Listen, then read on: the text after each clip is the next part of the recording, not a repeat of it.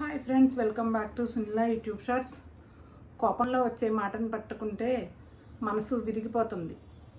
చిన్న చిన్న ఈ మధ్యన భార్యాభర్తలను కానీ ఫ్యామిలీని కానీ చూస్తూ ఉంటే అర్థం లేని కోపాలతో ఒకరికొకరు పోట్లాడుకుని కుటుంబాలన్నీ విడిపోవడం అది మనం చాలా చూస్తున్నాం కదండి.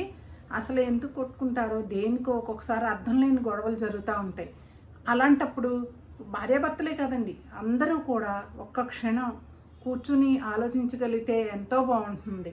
అలాగా కోపంతో మాట అనుకుంటాం చూసారా, ఆ మాటను మనసులో పెట్టుకుంటే భార్యాభర్తల బంధమే కాదండి, మొత్తం ఆ కుటుంబంలో బంధాలన్నీ కూడా చెల్లాచెదురైపోతాయి.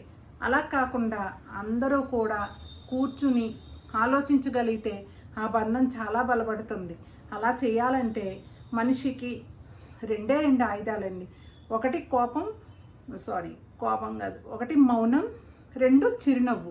ఈ రెండు కూడా మనిషికి బలమైన ఆయుధాలు.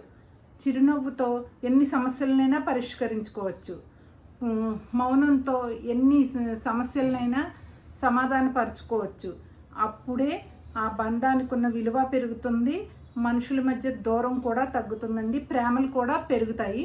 మీకు నచ్చినట్లయితే కనుక లైక్ చేయండి, షేర్ చేయండి. Please subscribe my channel.